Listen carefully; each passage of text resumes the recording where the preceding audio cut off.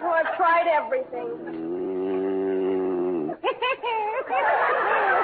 I've rolled him over, I've snapped my fingers, I've uncovered his feet, he keeps right on. They say if you whistle in a monotone, maybe that'll work.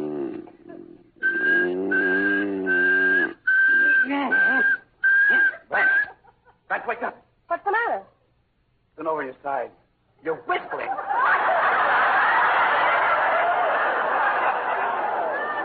I know I'm whistling. It's the only way I can stop you from snoring. Oh, it's just your imagination. I never snore. Go to sleep. John, don't take it too lightly, John Bickerson. It's habits like that wrecks more homes than drinking. It doesn't wreck my drinking. Nothing could wreck your drinking. Is it any wonder we can't afford even the bare necessities of life when you squander every penny on that stuff? I never squander anything. I was cleaning up yesterday, and I found an empty bourbon bottle in the laundry hamper. What about it? I found another empty bottle under the icebox and 2 more empty bottles in the chandelier. That's where your money goes, isn't it? It is not. I never bought an empty bottle in my life. I worked like a slave to save $1. Never a word of gratitude. I spend half my life cooking your meals, and what do I get for it? Nothing. You're lucky. I get indigestion. That's right. Complain about my cooking. Oh, I eat everything you give me. You didn't touch the rhubarb pie I made. Well, it didn't look good. What was the matter with it? Who ever heard of a pie 2 feet long?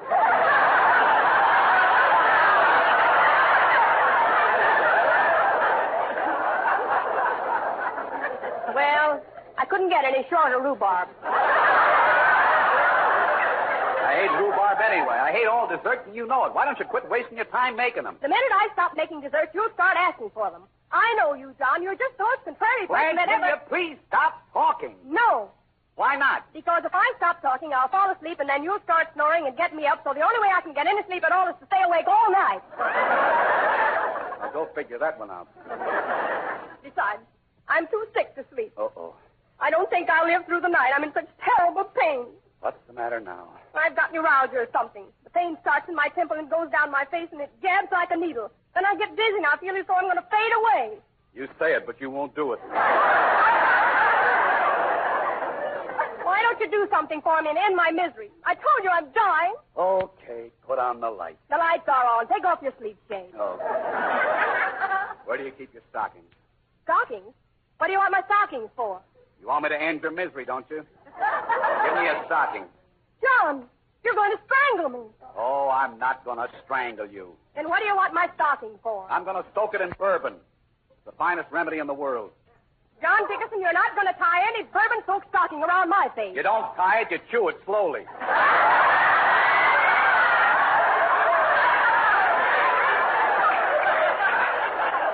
start at the toe and gradually work your way up to the top. Is that supposed to put me to sleep? No, but it'll make it a pleasure to stay awake. Now, where's the bourbon? I don't want it. I don't want you trying out those insane remedies on me. All right, then, stuff her. Put out the light. How can anybody be so unfeeling? Well, I'm sleepy, and it's after 3 o'clock. You won't let me help you? You just want to keep me awake, don't you? Why don't you admit it? I'm sick. Well, chew a stocking. You wouldn't tell Gloria Gooseby to chew a stocking. Oh, now, don't start with Gloria Gooseby. Believe me, that woman knows how to get sympathy and attention. Blanche, can't I spend one day of my life without Gloria Gooseby? Is that where you've been spending your days? I forbid you to ever mention that woman's name again as long as you live. Do you hear me? And you know where I am every minute of my life. What time did you get in tonight?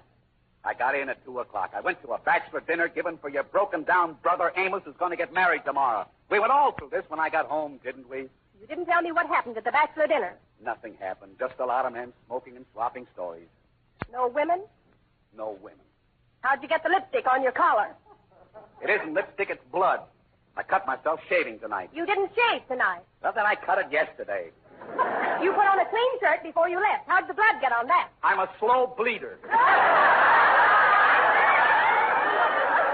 Well, what are you driving at, Blanche? Don't act so innocent. I know all about these bachelor dinners. Don't tell me there were only bachelors there. There were all married men and only one bachelor, your brother Amos. No women? No women. If you knew all about bachelor's dinners, why didn't you make a party for them right here in your own house? Because I'm not entertaining this season. You're never entertaining. Maybe I'm not. Not as much as those dancers at bachelor dinners. Nobody danced. All we did was give a word of advice to a young man about to get married. What was your word of advice? Don't. Sure. That's just like you to discourage my poor brother before he gets married. He's got a lovely girl and he's a wonderful boy. Oh, They'll get along beautifully. What right did you have to discourage him? Oh, I didn't discourage him. Everybody kidded him. You hate being married, don't you? No, I don't hate it. You don't like it. I wouldn't say that. Why not, John? It'll only start another argument. Why don't you let me sleep, Blanche? I have to get up so early in the morning. We'd be much happier if you'd talk to me more. Mel Shaw tells Louise everything that happened. Oh, what of it? I tell you lots of things that never happen at all.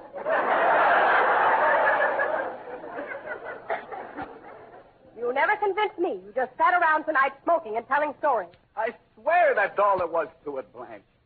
Except after the speeches were over, Amos awarded a high silk hat to any man who could get up and say he never kissed any woman except his wife since they were married. Mel Shaw won it. Why didn't you stand up? Oh, Blanche, you know I look like the devil in a high hat. I don't know, John. You're certainly not the same man I married. Don't tell me there's a loophole. See, that's exactly what I mean. No matter how I try to be soft and pleasant to you, you'll always say some sarcastic remark and start an argument again. Well, I'm just sleepy. When we were engaged, you were never sleepy. All you wanted to do was hold my hand and stare at me. You said I was on your mind every minute of the day and night. You couldn't think of anything but me. Well, I married you, didn't I? What for? So I could forget you. That's no lie. Here you are running off every night to smokers and bachelor dinners. Leave me here all alone with no friends. Oh, I never leave you alone. Let me spend the rest of my days in solitude, growing old and feeble, nobody to give me any food and no strength to walk to the kitchen. Blanche. Why don't you get me a wheelchair, John? Why don't you stop getting hysterical? Instead of 10 seconds, you made yourself 90 years old. You're just trying to start something again. Nothing would ever start if you didn't snore like a steamboat. Well, can I help it if I snore? Yes, you can. Oh. Dr. Marvin says you snore on account of your windpipe. Yes. You have a flaccid trachea, and when you inhale, it flutters. Why don't you let him fix it? Okay, I'll have it fixed next week. You say it, but you won't do it. Let him fix it now. What? Go on, get up and let Dr. Marvin pull out your trachea. Are you out of your mind? You think I'm going to let that butcher bore holes in my throat? He doesn't bore, he just inflates it with a needle. I don't care if he blows it up with a bicycle pump. Nobody's going to fool around with my trachea. I never heard of such a thing. Well, go sleep in the kitchen. All right, I'll go sleep in the kitchen. And on your way, I want you to send a wire to Amos and tell him marriage is good for him. Now, wait a minute, Blanche. I'm warning you, John. If you don't wire Amos this minute, I'll get my things. All right. I swear you can think of more things to keep you. Oh, my knee. Oh, put on the light. The lights are on. Take off your sleep chain. Sending wires at 4 o'clock in the morning to... Hello, Western Union. I want to send a wire to Amos Badger. Carry United Nations Pool Hall.